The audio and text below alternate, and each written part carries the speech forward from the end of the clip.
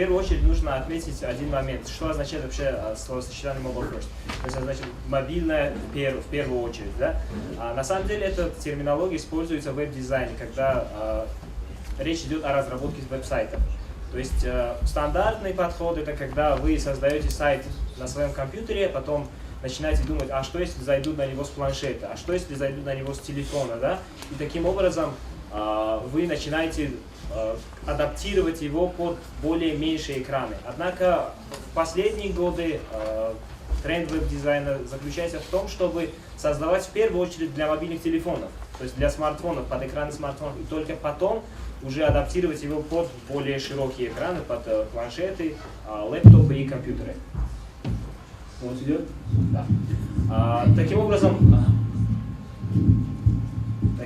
мы говорим о том, что в первую очередь нужно принимать во внимание именно мобильные устройства. Те устройства, которые всегда, практически всегда находятся либо в кармане у интернет-пользователей, либо у него на руках, либо еще где-то.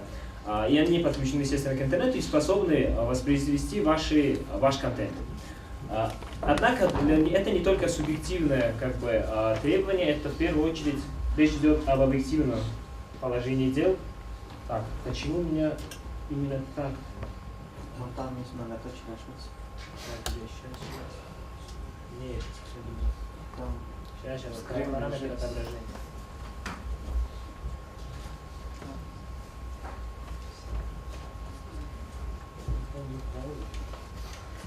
Ладно.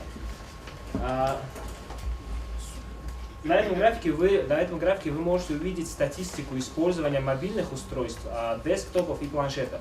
То есть десктоп — это обычные компьютеры, синяя линия, зеленый — это мобильные устройства, и вот это фиолетовое — это использование планшетов для веб-серфинга, то есть использование таких именно устройств для получения, для чтения контента, для его воспроизведения.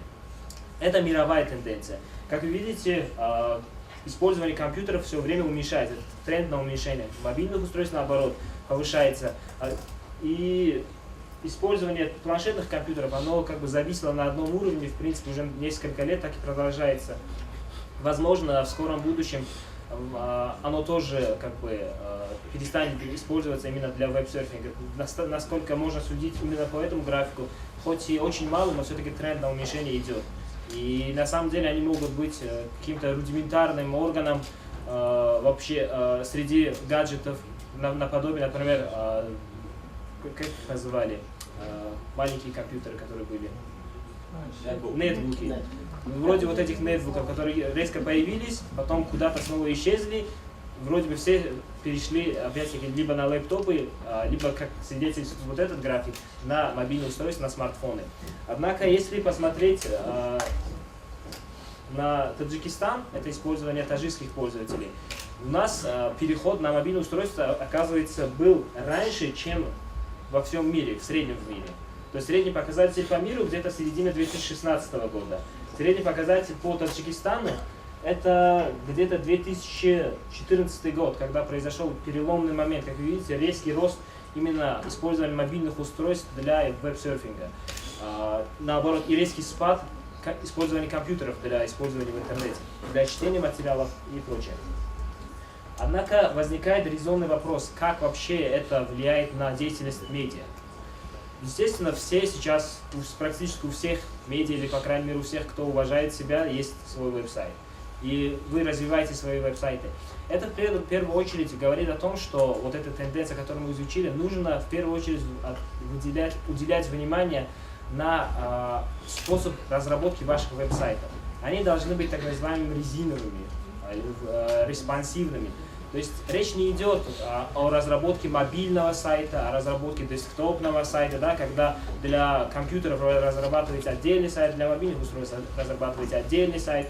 Это все на самом деле уже в прошлое в веб-дизайне. В современном веб-дизайне речь идет о резиновых шаблонах, о резиновой верстке, когда один и тот же сайт просто-напросто автоматически подстраивается под размер экрана.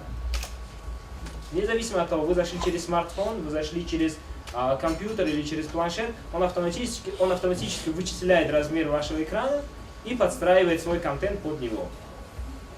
Например, может выглядеть примерно вот так. Да? То есть сайт один и тот же, там, например, URL-адрес один и тот же. Однако, когда вы открываете с планшета, он немного сужается, возможно, да, подстраивается под размер вашего планшета. И когда вы открываете со смартфона, он вообще сужает всю верстку, и получается, что порядок отображения различных элементов веб-сайта тоже меняется, и он подстраивается под размер экрана. Это очень важно иметь в виду, когда речь идет о переходе медиа, традиционного медиа, в режим онлайн. Хотим мы того или не хотим, как вы видели на прошлом графике, нам нужно уже думать о том, чтобы перейти в режим онлайн, потому что, и особенно, примерно, учитывать именно режим онлайн, подстроенный под мобильное устройство. Потому что есть различные факторы, которые способствуют в том числе и таджикским интернет-пользователям использовать именно смартфоны. Они дешевле, они мобильнее, чем большие компьютеры, которые нельзя все время таскать. Большинство постов, большинство публикаций, которые делается с мобильных устройств, и большинство контента потребляется именно через мобильное устройство. В том числе это и касается даже видео. Например, несмотря на то, что у нас на самом деле дорогой по сравнению даже со странами нашего региона интернет, трафик на видео, он достаточно высокий по сравнению со всем остальным трафиком. Даже в мировой тенденции так, что более 80% по экспертным оценкам уже в ближайшее будущее вот это соотношение 80/20, примерно вот это соотношение останется. То есть 80% всего трафика будет приходить на интернет, 20% на все остальное. То есть, хотим мы того или нет, но видео придется создавать, независимо от того, вы газета, вы радио, вы телевидение. В интернете это уже по сути не важно. Вы все одновременно, и ничто при этом, ничто из этого в отдельности. Даже радио, имея свой сайт, должно уже думать о том, чтобы создавать видеоконтент. Однако и его подстраивать под мобильное устройство, потому что вас смотрят, читают, слушают, приходят к вам именно через мобильное устройство, через смартфоны.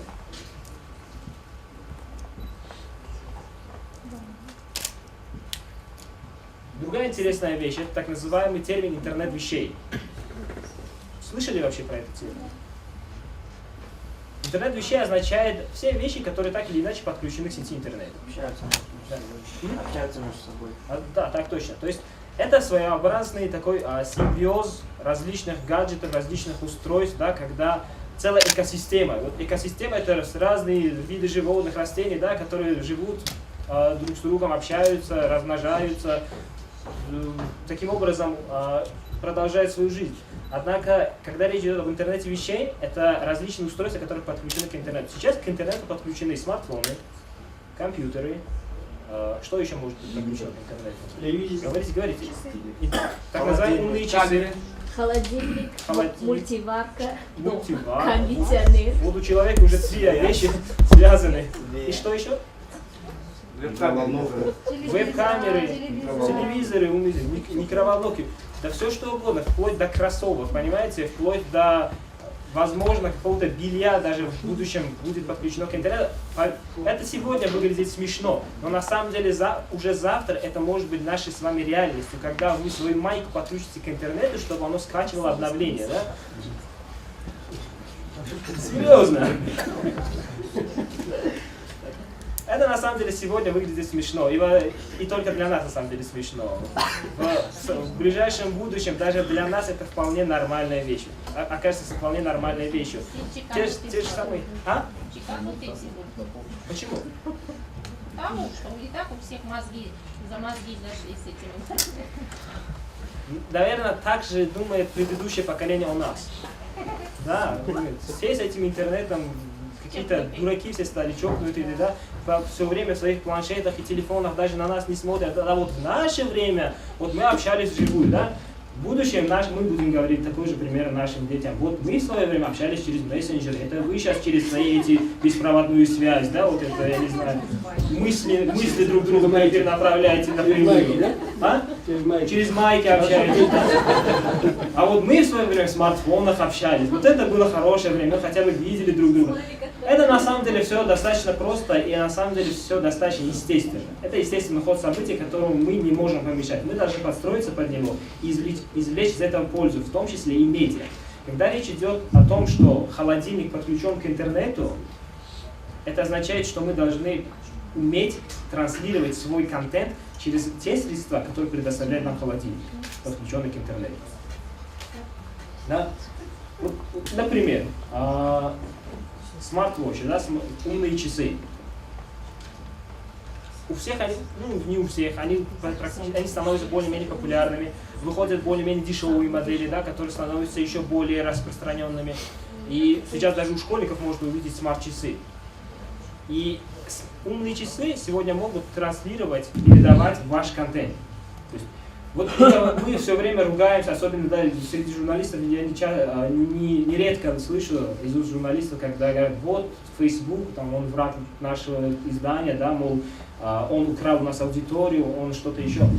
И возникает другой вопрос. Почему Facebook, например, умеет подстраиваться под современные тренды, подстраивать свой сайт под того, чтобы он нормально показывал даже вот в часах, а мы этого не делаем.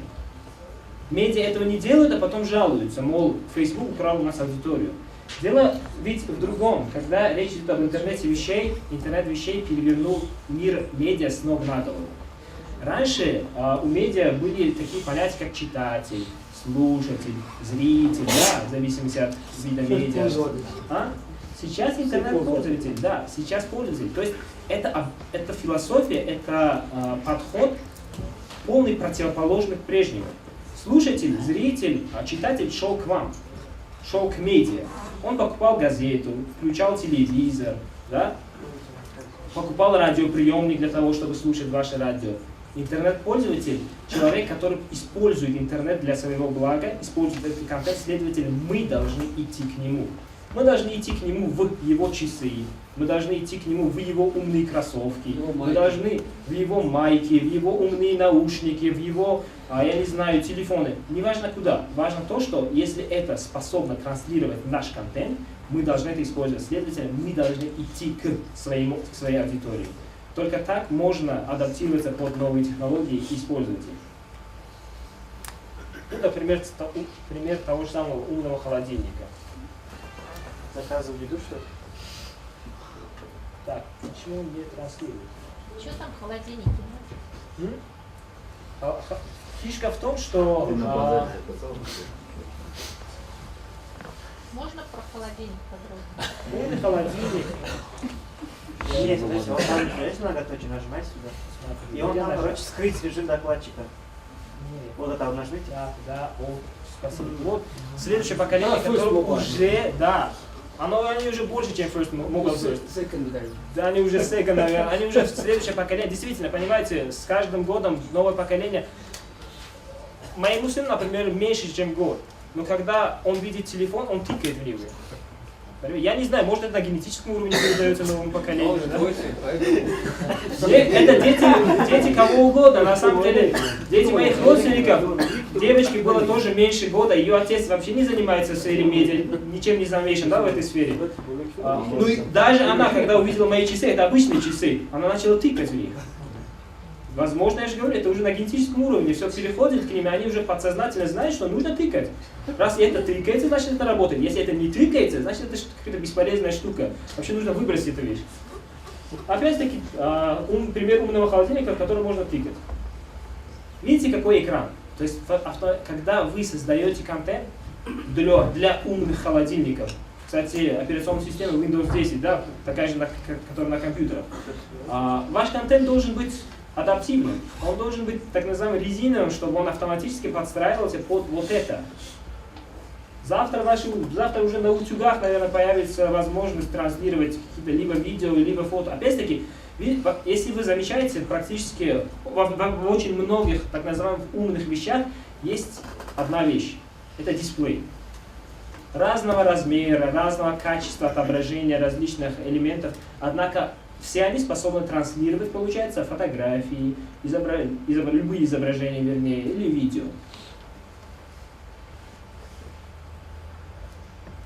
Одна из последних частей презентации, так называемая дополненная реальность. Что вы слышали о ней?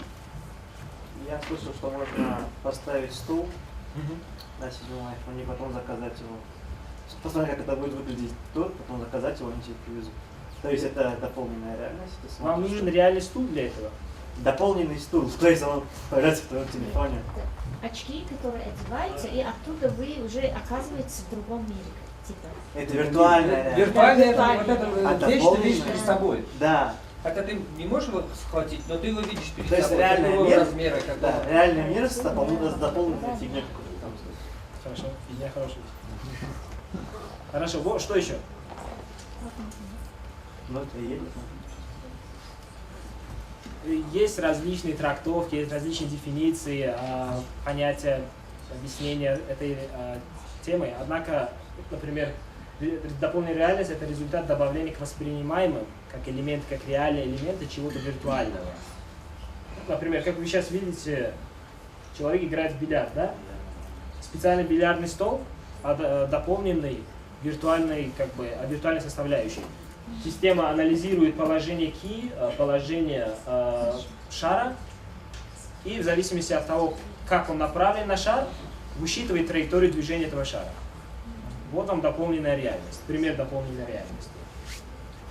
Или ставшая очень популярной игра Pokemon Go. Да? Что вы делали в этой игре? Ловили покемонов.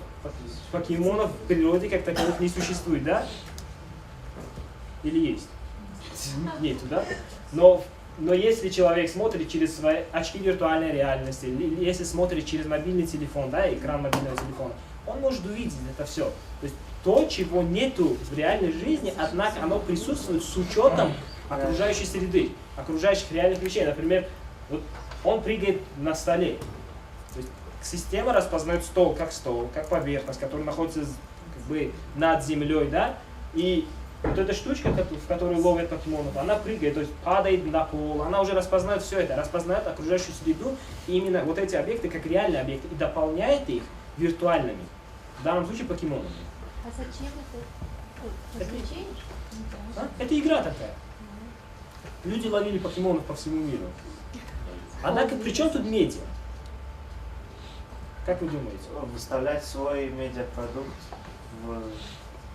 как виртуальная вещь в реальном мире. Типа, читаешь, например, вот я сижу тут, открываю телефон, и ваш продукт появляется у меня вот тут.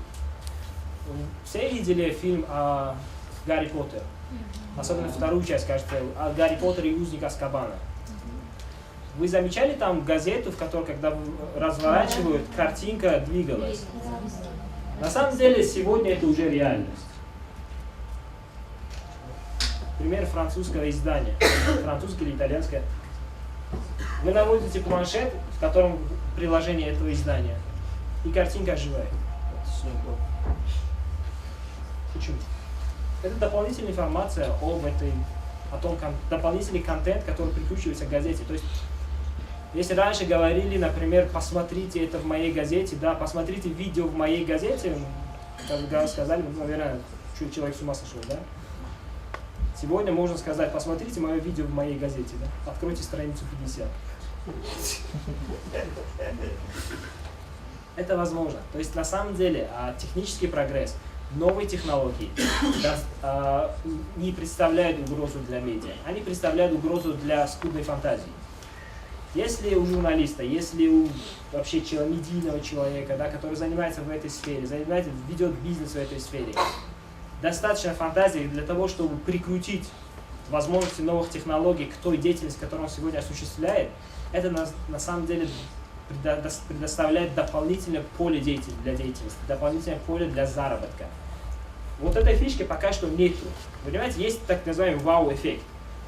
Если какая-то газета в Таджикистане сегодня или завтра начнет выпускать газету, в приложении которой будут оживать его картинки, какое-то время, хотя бы какое-то время, это вызовет вау-эффект, следовательно, и продажи тиража. Если думать только с меркантильной точки зрения. С точки зрения инноваций, это издание войдет в историю. Потому что оно станет первым, по крайней мере, в Таджикистане, который применяет новые технологии для того, чтобы дополнить тот контент, который существует для всех, чем-то иным, чем-то дополнительным, чем-то ценным. Таким образом, то есть сейчас газеты идут в онлайн, да? Но их можно использовать и в офлайне, получается, с использованием новых технологий. Во сколько обойдется нашим газетам вот эта роскошь? Я не думаю, что это дорого. Я не думаю, что это дорого. Главное, чтобы был тот контент, который вы хотели показать. Потому что это на самом деле это выглядит так страшно, так сложно. По сути, технологии, которые используются, они доступны уже нам сегодня. И стандартная разработка того же самого мобильного приложения, возможно, с добавкой около 20-25%, вот вам обойдется как разработка мобильного приложения, которое вы и так делаете, то есть некоторые издания уже делают. Плюс дополнительно, возможно, как за вот эту фишку вам просто накрутят цену разработчики. А у нас цветная печать Услугу как таковой вот эти. нет. Без разницы. Без разницы. Можно обычные QR-коды ставить, можно... На самом деле технология распознает все, что вы хотите. Возможно, даже те самые буквы, которые вы там напишете, тот текст, который вы написали как стандартный текст, да? Ваше приложение может распознать именно вот этот текст и предоставить дополнительный контент в виде виртуального контента, дополняя существующие ваши офлайн издания. Текст станет цветным. Но интернет сейчас дорогой у нас. Я же опять-таки повторяю, несмотря на то, что у нас интернет дорогой, трафик на видео растет. Представители TCL, например, и других интернет-провайдеров мне не дадут соврать. Побеседуйте с любыми из них, и вы узнаете, что на самом деле у разных операторов разный, но все-таки интернет-трафик на видео, он растет с каждым годом, в Таджикистане даже. Несмотря на то, что у нас... Если вот так наводить, то полчаса будем ждать, пока он будет. Да. Еще Это все отмазки, честное слово, это отмазки. Это не Потому что отмазки, как минимум в Душанбе, в Худжанде, в каких-то вот центральных регионах, где интернет хороший, это возможно. Пусть даже для 3 и 4, пусть даже для 1% населения, Это которое... сначала нужно сделать, а потом Да. говорить, что работает, что не работает, Да. скорее всего. Да, конечно. То есть можно... Да. услуги каких специалистов здесь необходимы? Просто разработчики вот этих приложений, мобильных приложений. Человек уже записывает. Я могу даже телефоны создать. Не без API. Так, следующая тема это мессенджеры. В принципе, я коротко, быстро пройдусь по ним. Скажу буквально то, что, например, по статистике в Таджикистане, ну, как все уже, наверное, успели заметить, Viber самый популярный мессенджер. И не использовать возможности мессенджеров сегодня, это большой грех, за который человек может попасть в ад. В ад медийщиков, я имею в виду. Но, на мой взгляд, более продвинутым, более удобным для использования в медиа является Telegram. Он и более защищенный, он и более... Не запаристый. Да, не запаристый, как выражается современная молодежь, да.